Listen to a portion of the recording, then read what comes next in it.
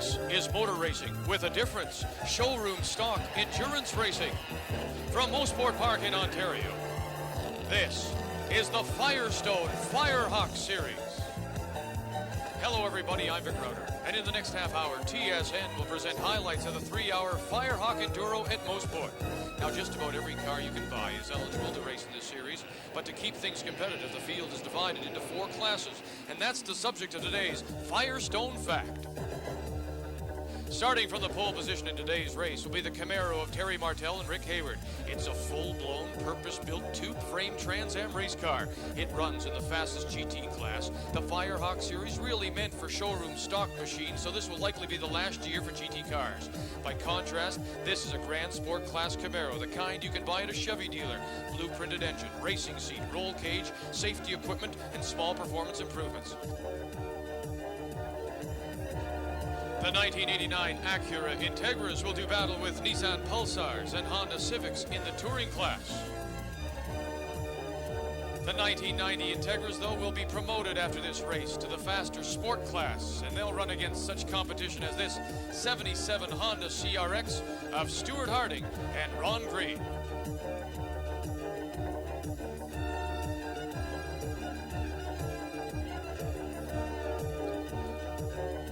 But with all these different cars, the big question is, does it pose a problem for the drivers? The only time it becomes a problem is some of the cars out here have tremendous horsepower.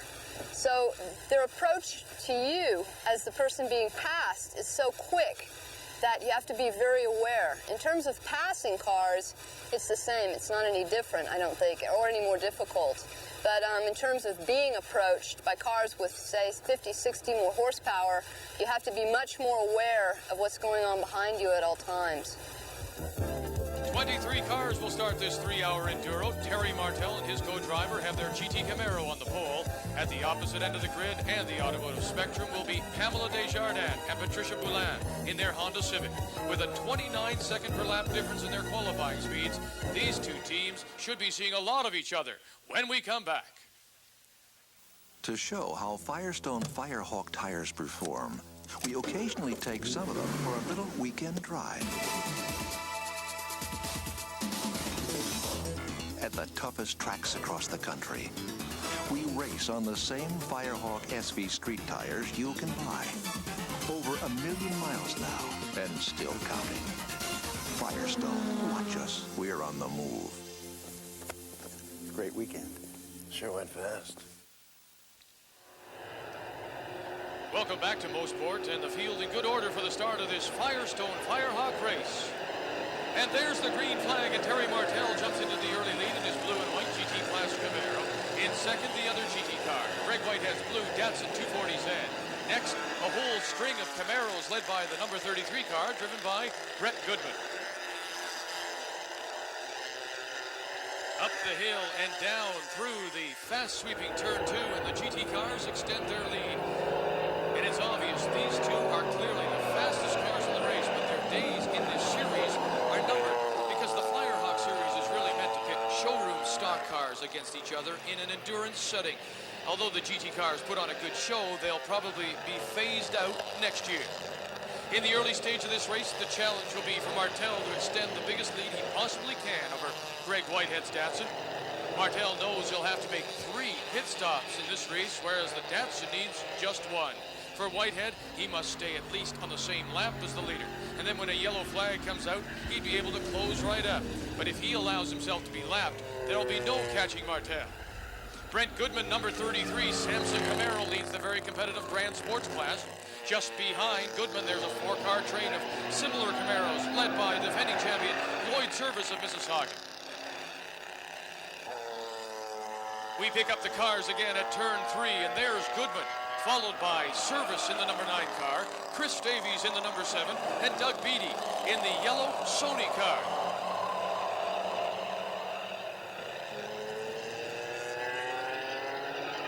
Turn 5, and the famous Moss corner at Mosport, and Beattie in the yellow car, looking to get past Davies in number 7. And the way these guys are racing, you think they've forgotten that this is a 3-hour race. Because being gentle with the car, saving it for the finish, has to remain a driver's top priority.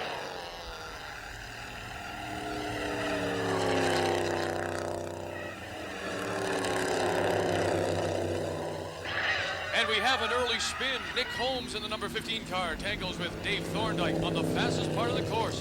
Thorndike back on track, only drops a couple of positions. Holmes, he isn't far behind either. Both cars continue, and I don't think there's any damage. The four-way dice for second place. The Grand Sport class continues. While class leader Brett Goodman slowly pulls away, these four are swapping positions almost at every turn. Now, you know, if they just settle down a little bit, concentrate on moving up as a group, they'd probably be able to catch Goodman. As it is, they're putting on a great show, but they're really slowing each other down.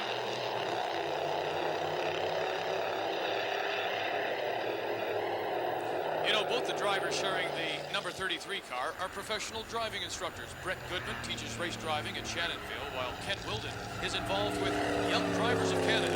And there's another change of position. Number 7 Davies has passed Lloyd Service for second in his class. And let's leave the battling Camaros, check in on the touring class. The black car, the 1990 Acura Integra of Roger Elliott. And he's just managing to hold off a similar number 10 car of Sylvain Perronier. Roger Elliott running one of our Sony in-car cameras. He was the class winner in the season opener at Mosport. Out of racing for several years, the new Firehawk series offered the perfect opportunity for Roger to return to the sport he loves. Roger Elliott, the subject of this week's Sunoco Gold Profile. My family always come with me to the race. I think that's a key part. I think motor racing is such a demanding sport if you're doing it at this kind of level. If you leave your family out of it, you end up running the risk of jeopardizing any kind of family relationship, family stability that you may have. And also you end up alienating yourself through an interest that you have that your family doesn't have, that really doesn't make any sense in the long term, particularly for me, where I give a lot of my spare time to motor racing. It's a major part of my life. I think it's very important for me that my family is involved and that they're here. I have two sons who are bound and determined that they're going to race cars when they get older, who are probably as capable as a lot of people in terms of being able to give input, knowledge, and having been around motor racing. And fortunately, my wife is a great supporter of what I do, and she's always there, and she'd never dream of not coming out, which is key for me. If they weren't there, I wouldn't do it. It's as simple as that.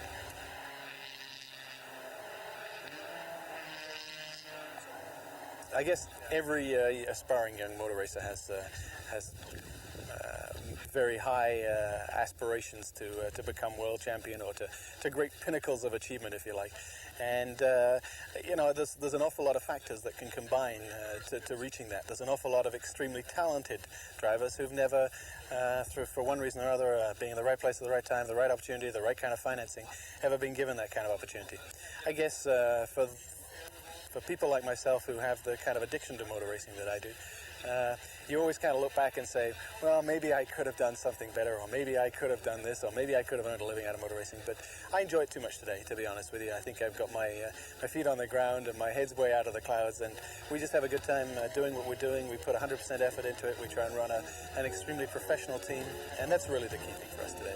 I certainly don't look back or have any great aspirations beyond what we're doing now. And right now, the Toronto marketing consultant doing very well indeed, leading the touring class at Mosport as the race nears the half-hour mark. But look, there is no time to relax as Sylvain Perronier, the other 1990 Integra, steams past going into turn 8. You know, one of the great things about endurance racing is that there are so many smaller races going on within the overall event.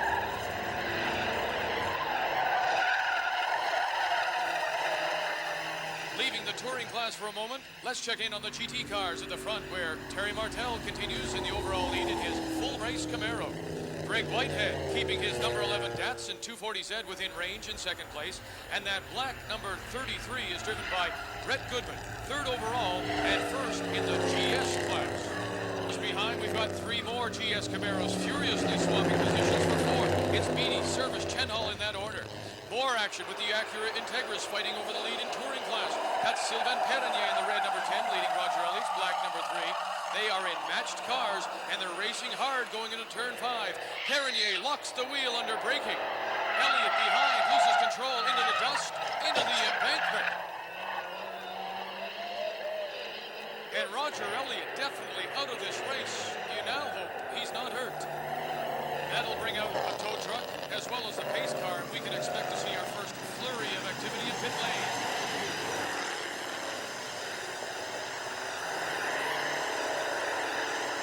And it's nice to see Roger Elliott out of the car and apparently unhurt. Into the pits comes the leader, Terry Martell, only 18 laps complete. A lot earlier than Martell had planned to pit for fuel, but he knows his thirsty GT Camaro will require at least 3, maybe 4 stops, so he'll grab one now under the yellow flag. The number 11 Datsun, driven by Greg Whitehead, now moves into the overall lead. Martell stays behind the wheel of the 63 Camaro, but look, he's having trouble restarting. His crew will push him. That isn't allowed under the rules, and he'll be penalized. And a somewhat depreciated Acura Integra arrives in victory lane, and certainly not the way that Roger Elliott had intended.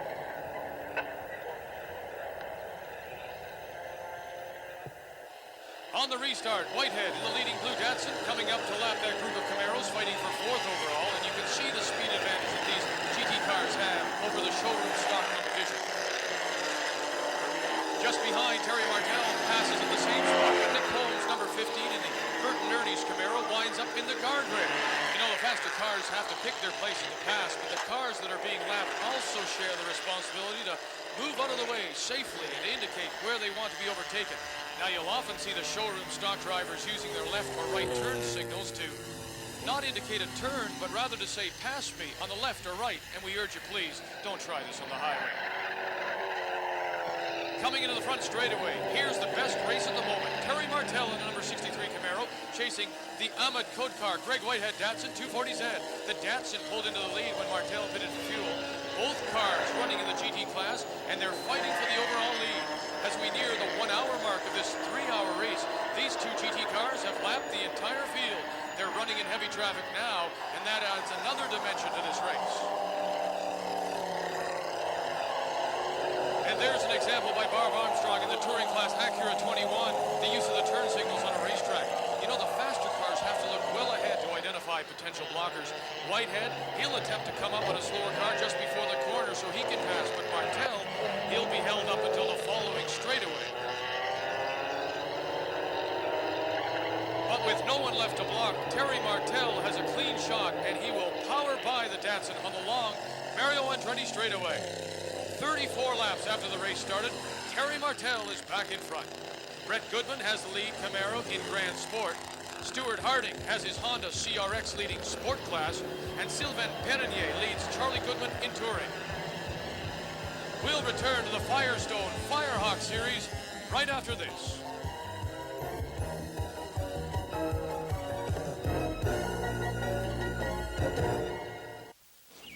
The thinking that went into your Firestone tires took a lot of different tracks.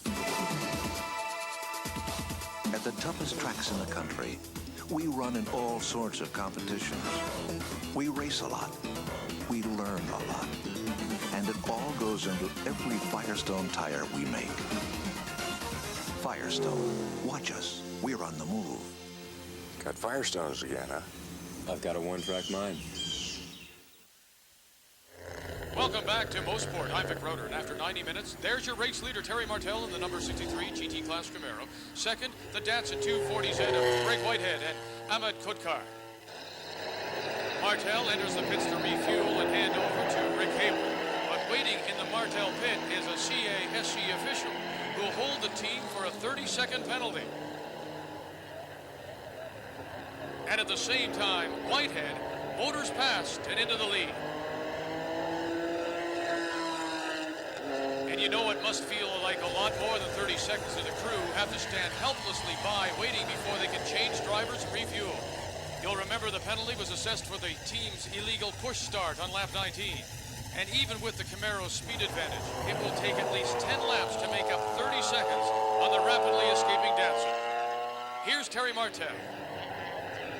Working exactly as we planned. We stopped under a yellow and got some fuel. I came in just over an hour.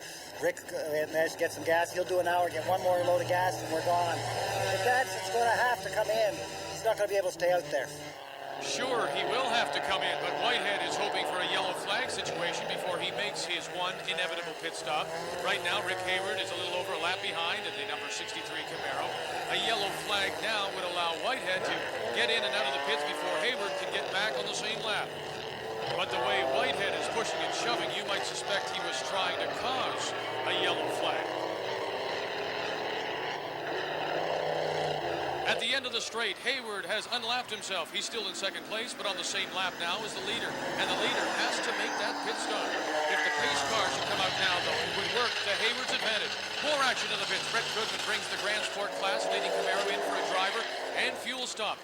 Insert Ken Wilden and a tank of Sunoco Gold, and they'll be out chasing the new class leaders. Chris Davies and Martin Chenhall in the number 7 Camaro. Second place in Grand Sport, no longer held by a Camaro. Ray Coffey and John Strach have moved their Porsche 944 into second. Sylvain Perronier from Trois-Rivières leads the touring class by a big margin over Charlie Goodman's Nissan Pulsar. And Stuart Harding, Ron Green are leading the sport class in their Honda CRX. Finally, that leading Datsun is in the pits. The hood comes off. It may be something serious. No, just check the oil and fill it with Supra, please. A bottle of Havoline will top up the motor as Toronto businessman Ahmed Kodkar climbs in to replace Greg Whitehead.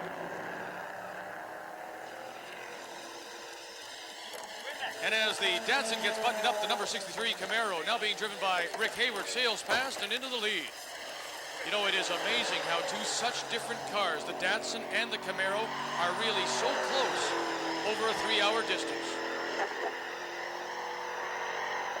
Back in the Datsun pit as Kodkar pulls out, here is Greg Whitehead. It's hot out there. It's a little bit slippery, but not bad. In general, it's good. Not too many accidents.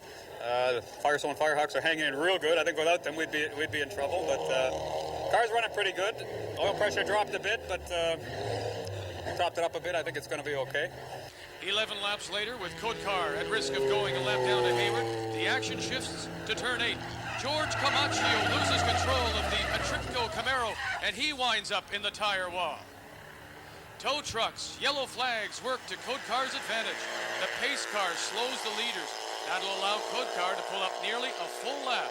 Hayward will try to make one more fuel stop and then stretch it to the finish line.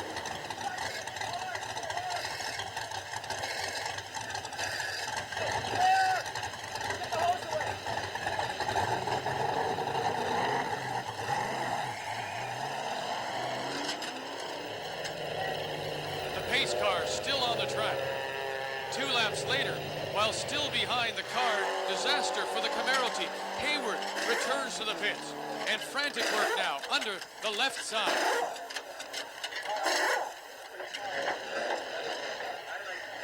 That's gone. That's gone? Whatever the problem is, it can't be fixed.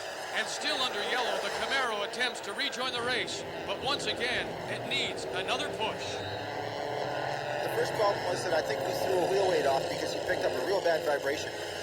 And because we're kind of new to the car, we wanted to be a little bit safe and make sure that we didn't have a hub going bad or something major. So we'd come in and change one wheel, try to get out in front of the pace car, catch up, and our plan was to come back in and change the second wheel. By the time he'd come back in, we're having a problem with third gear, and I think we've lost third gear. So I think we're a lap down. Assuming no more problems, we'll catch them, but it's going to be hard. After a flurry of pit stops, all the class is now mixed up. It's not just the race for first overall. Black Camaro number 33 driven by Ken Wilden, trying to get past Claude Poirier and Dave Thorndike to retake the Grand Sport class. Inside Molly Elliott's Camaro just behind. That battle, you can see them fighting into turn 5. And look at this. Dave Thorndike is off the course, and Molly will move up a spot. It looks as though Thorndike lost a wheel.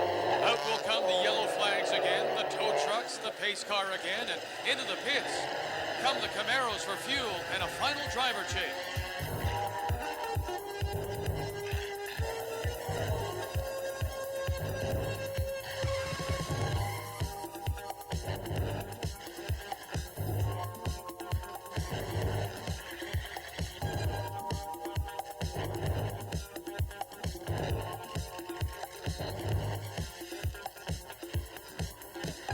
And there's the number 9, a Atripco Camaro. You remember the earlier spin into the wall? It turned out to be a big moment in the outcome of this race. Here's co-driver Lloyd Service. What happened to George out there is the gearbox stuck in gear when he was downshifting, and without any power, corner 8's a pretty tough corner to come around. He ended up just about getting it in the guardrail, but he managed to keep it off the guardrail, and then it wouldn't start, so we had to get towed in, and so we're a ways behind now.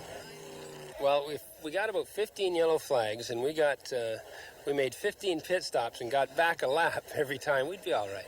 But positive thinking. What do you do at this stage, right? And with the sun setting over turn 10 on a lovely summer night, Mosport looks almost beautiful. Here are the standings, and we'll be back for the checkered flag in just a moment. To show how Firestone Firehawk tires perform, we occasionally take some of them for a little weekend drive. At the toughest tracks across the country, we race on the same Firehawk SV street tires you can buy. Over 1 million miles now, and still counting. Firestone, watch us. We're on the move. Great weekend. Sure went fast. Back at Mosport for the closing laps of this Firestone Firehawk 3-hour enduro. There's the leader, number 11, the Datsun 240Z, driven by Elliott, but the focus of attention on second place. Right there, the number 63 GT Class Camaro, Rick Hayward. He's closing on Kodkar, and with a pass will be on the very same lap, although still in second place.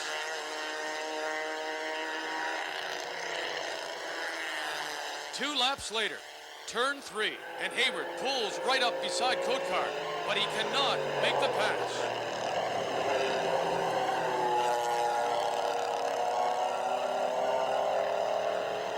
We have a crash at turn 3. It's Dave King in the 944 Porsche into the wall at a very unusual spot. Let's have another look from Molly Elliott's point of view. There's King, 2 cars ahead. He never quite gathers it up after sliding through turn 2. A result, a shower of expensive German parts all over the road. Unfortunately for the Martel Hayward Camaro team, the pace car doesn't have to come out, and they're going to have to make a final pit stop under green.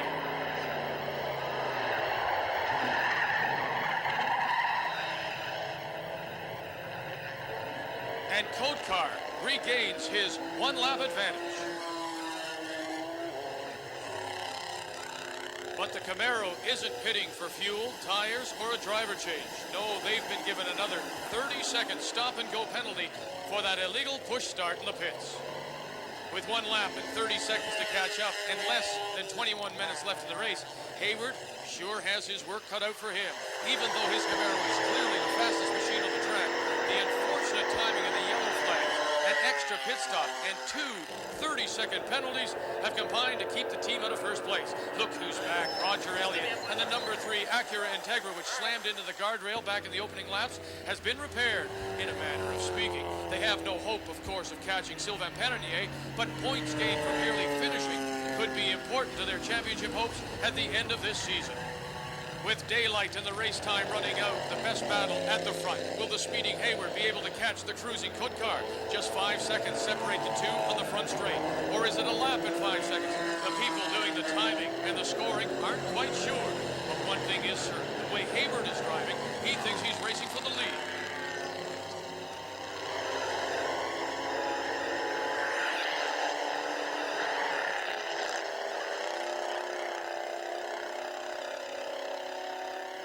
At turn 3, past the wreck of Dave King's Porsche, with the slower Acura of Bar Armstrong providing some backing, Hayward finally makes his move.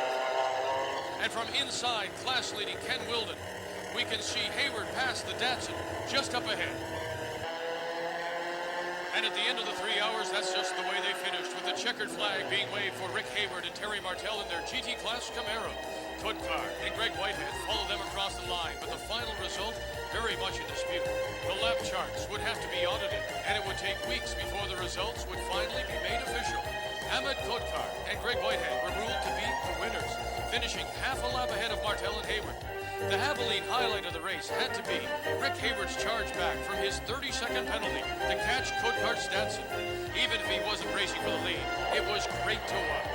In the other classes, Grand Sport was the most competitive. 4 cars finished on the same lap, led by Wilden and Goodman's Samsung Camaro. Ray Coffey and John Scratch placed their Porsche 4th to ruin a General Motors sweep of the top 10 in Grand Sport. In the sport and touring classes, it was ruled that the 1990 Acura Integras of Penanier and Bayeux and Elliott in France really didn't belong in the touring category. The cars were much faster than the 89 Integras that the CASC decided to retroactively upgrade them to sport class.